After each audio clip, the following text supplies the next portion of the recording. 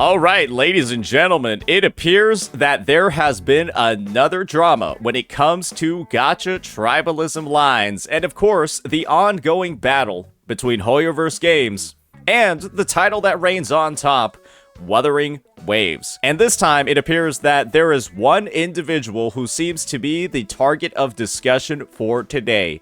And that individual, ladies and gentlemen, is going to be none other than Doro44, also known as Hoyo44, who basically has a, let's just be honest here, a track record, right, of being one of the most positive people in the space, who's kind of like, you know, constantly at the forefront when it comes to talking about how good certain games within the Hoyoverse genre are. And the thing is that positivity seems to spread into other titles too. But the thing is that there has been one part of a critique that he made about Wuthering Waves, and this is the overall video. You can see, he says over here, I tried the new Wuthering Waves 2.4 update. It's amazing, but, and this is where the but occurs. You can imagine, and we might watch part of the original video just to cover our bases, but I'm not sure how necessary it is. The issue over here is that but portion. And this is where he brings some critiques to the game. So let's dive into what people are commenting about that critique. Genshin CC's strike again with hate towards fan service, and you might be wondering what ML is. It's called Master Love. Basically a genre of game where the playable units or the unlockable characters, they're like interested in like you as a player. This is kind of like standing in direct opposition to other genres, like the Hoyoverse games, where the characters have like crushes on each other and they're all like lesbians. Think about like your Raiden Shoguns and your Yae Mikos, that sort of deal. He's talking about the hate towards the idea that, you know, the characters like the male character instead of other playable characters. If you don't like ML and play an ML game, then you are simply not the target audience. Also, are these lots of people that complain about it and hope Kuro will fix it in the room with us, because all I see is a vocal minority whining. So clearly there's a little bit of miscontext over here. Let's go ahead and watch this clip that Firewalker has decided to go ahead and curate. I'll get this one out of the way because I know a lot of people don't like this. It's the trope where all the characters are just in love with Rover in the story quest. Now with this one, it had me in the first half because I was like, oh, you know what? It seems like Lupa isn't really like into Rover, right? They're just like partners in the story quest. And I was like, oh. So I think the first part is the whole, obviously, I think a lot of people are gonna be concerned about the whole, a lot of people don't like this, which is like, when you consider the audience that Mr. Hoyo44 is catering himself to, I mean, let's just be honest with ourselves for like half a second, right? Wuthering Waves, Genshin, sponsored a theory of it, Genshin, Woo-wah, Genshin, Woo-wah, Genshin. Sponsored vid, personal troubles. You can kind of see what's going on over here, right? You can see who he's addressing. Okay, cool, finally. Like, Lupa's not really into Rover. Cool. But then by the end, it kind of changed. And I won't spoil too much, but I was like, oh, okay, here we go again. He got bullied once when he talked about a straight ship in Genshin Impact. We all know that Bran Online, another Hoyo shill, or maybe former Hoyo shill, also got bullied for talking about a straight ship in Genshin Impact 2. I think it was between Varka and Alice. And I know a lot of people in the Wool community aren't really liking that trope being used so much. But I do think that Kuro has been getting that feedback a lot, so I can see why Mr. Doro Hoyo44 is getting a slight bit of heat over here. He's making some generalizations and he's making some assumptions that people in the Wuthering Waves community want exactly what's in Genshin Impact. Because the only real alternative to what he's talking about over here is that A, the characters show absolutely no affection to any other character at all, or you have what's in Genshin Impact and like Honkai Star Rail in those games where the characters are all like trying to like bang each other. That's sort of the differentiation here, right? But this is the thing. This is where stuff gets a little bit stinky. And I think this is the point where I can understand a lot more some of the flack that he's getting. And this is where a post by Mr. Raj comes in. Yeah. So, as you can see on the left, that's gonna be stills from Hoyoverse games, where the playable characters express love towards the main character. And so we got Sitlali over here, who is basically widely known as, and she's like, a lot of people like her, except people on Twitter. I haven't played a lot of Natlan, but she's personally one of my favorite characters in the Natlan story arc. Then you got the whole Firefly situation, and we all know about that one. We had the whole Mina Aoyama situation where she was like fucking freaking out because she's not a lesbian. Then we have, obviously, Vivian Banshee just as a whole. Like, bro, she's so down bad, it's fucking ridiculous. And then Astra Yao wants Wise's kids. And then Miyabi is also apparently like, they made a joke about Wise being Miyabi's fiance. And then you got some other stuff over here. I don't know too much about those, so I won't comment. And so this is a dynamic that is also in all of the Hoyoverse games, and they have explicitly turned it up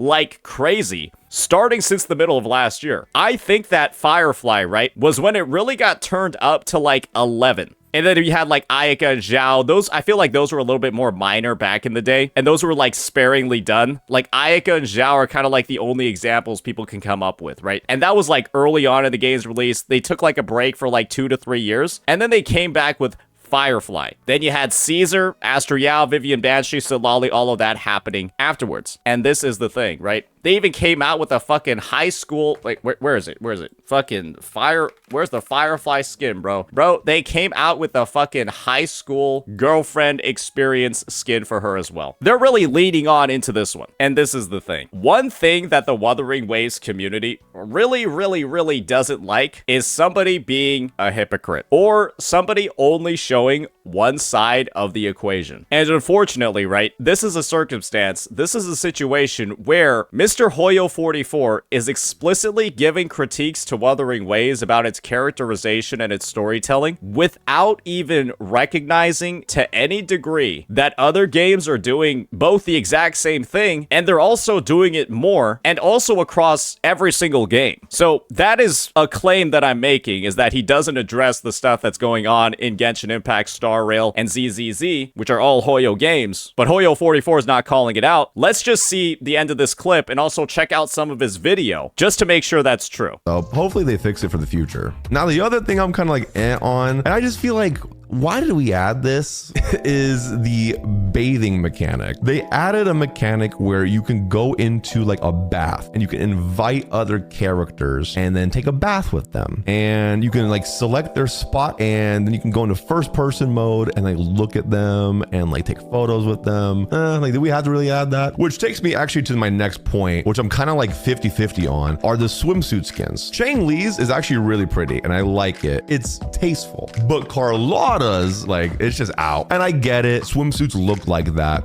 I don't know. You might be into that, you might not be, but it's in the game. And the last. And so when we're openly critiquing Wuwa, but then this is also how we're reacting to Hoyoverse games, saying things like half-naked male character, I'm wet, I'm pregnant. And then we're saying for the half-naked female character, oh no, how dare they give her a swimsuit? Well, this is another reason why people are getting a little bit upset. This man did something to me. A primal something just came out. I think I'm pregnant. This man did. So yeah, this is a little bit unfortunate. It's a lot of critiques. It's stuff that he doesn't like. And personally, right, I think that would be fine for somebody to have if they weren't so heavily affiliated as a Hoyo creator. I think that's the issue. That's the main thing, is that what the community sees as a whole is somebody from the Hoyo sphere who primarily uploads Hoyoverse content. The only time that they talk about Wuthering Waves is when they're sponsored. And when the situation comes up where they're openly giving out all of these critiques, but then the same exact critiques that he's giving for Wuthering Waves can be applied and magnified, to be honest, for the Hoyo games that he's referring to, then that's where stuff gets a little bit stinky. But I've done a little bit of my homework. It could just be that in his Wuthering Waves video, he was asked not to talk about other games, which might be a way out for him. But there's also the situation over here where Doro44 has actually, he said on stream that he has complained about the hot tub bath event in Genshin Impact. But this is the thing, right, Doro? There's not as many people watching your stream as there are people watching your videos. And so the expectation that somebody is going to know that you're not being a complete hypocrite it is a little bit too much, right? That somebody is going to have to catch every single one of your streams to know that you're representing both sides of the equation. And this is the thing. Even if they did catch every single one of your streams and then also catch you saying this,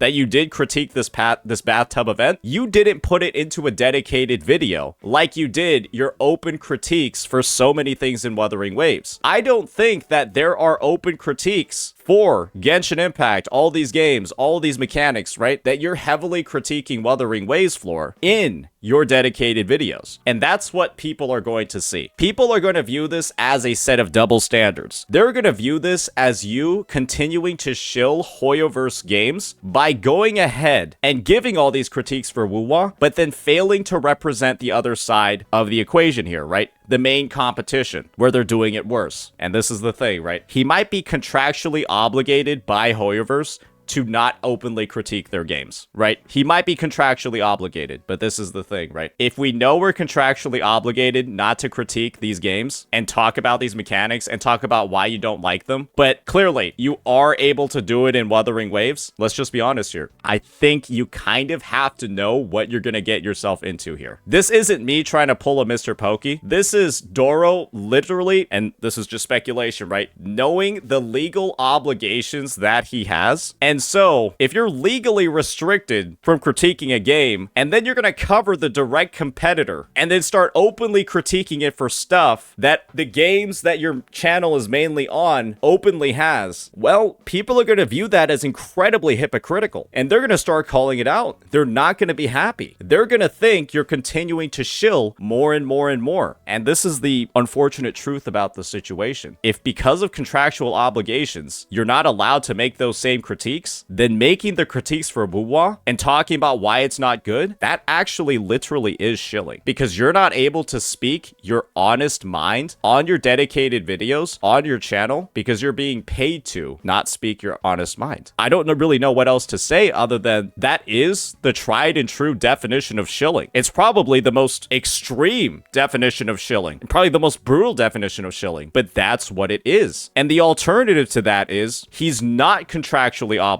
He can openly critique these games, but he's simply not choosing to do that in his dedicated videos. But he is willing to do it for Wuwa. And if that's the case, then that's just shilling too. So regardless of what is going on over here, right? It's shilling no matter what, by either the most extreme definition or the most general definition of the word. Because now you're either being paid not to critique Genshin, even though you should have the same critiques for it, or you're scared of alienating your current audience, which is in a way, right, giving you money, and because of that, you're not willing to express your honest thoughts. But when it comes to the competitor, you're willing to express those honest thoughts, and in a lot of ways, right, make the game look worse. And I'm not saying there's a problem with that. I'm not saying there's a problem with critique. I openly welcome critique for this game. I am not attacking Doro because of his critique. I am addressing the fact that he's not willing to give the critique to the other side of the equation as well. That part is getting swept under the rug. And I think that's what people are finding stinky. Or that, in my opinion, is what people should be finding stinky. Not the fact that he's critiquing Wuwa, but the fact that he's critiquing Wuwa for things that he's not critiquing Genshin, HSR, or ZZZ for, when they're doing the exact same stuff, but worse. I just want to check to see if he's actually ever mentioned Genshin Impact at all in here.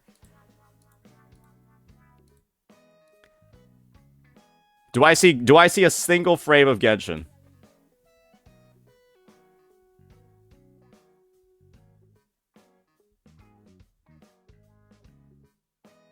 Nope, it's all Wuwa. Nope, it's all Wuwa. So, yeah, not a single mention of the same exact things that he's critiquing Wuwa for in other games. You can check the transcript and type Genshin. Ooh, that's great. That's a good idea, yeah. Nope. The first thing that comes up is in his comment section. As a side note, I know Doro did mention Mavuika indirectly, not by name, not by game, when covering the design of Augusta. But at the end of the day, you gotta realize when he's presenting these critiques, and it looks like it's being done in a one-sided fashion within the video, and there are no real mentions of the other Hoyoverse games that are doing the same, if not worse, by his measures, then naturally, Wuthering Waves fans might have some issues with that type of coverage. So, ladies and gentlemen, hopefully this overview, right, has been helpful. Hopefully this overview has sort of like gotten us into the deeper inner workings, the machinations of a Hoyo shill. Because unfortunately, if it's due to legal obligations or simply due to the fact that you don't want to alienate your audience, well, what do you want people to think other than you're not being legitimate with your thoughts? And when people want honesty in this space, when they want to know that people aren't being openly like fucking disingenuous with their takes because they're being paid to, or indirectly paid because of their ad revenue on YouTube and their videos and their audience, can you really blame people for being upset about something like this? I don't think you can. That'll be my take on the matter. That'll be our breakdown. That's why I think Mr. Hoyo44 is getting canceled, and I think we've gotten down to the entire issue. So yeah, let me know what you all think. Peace.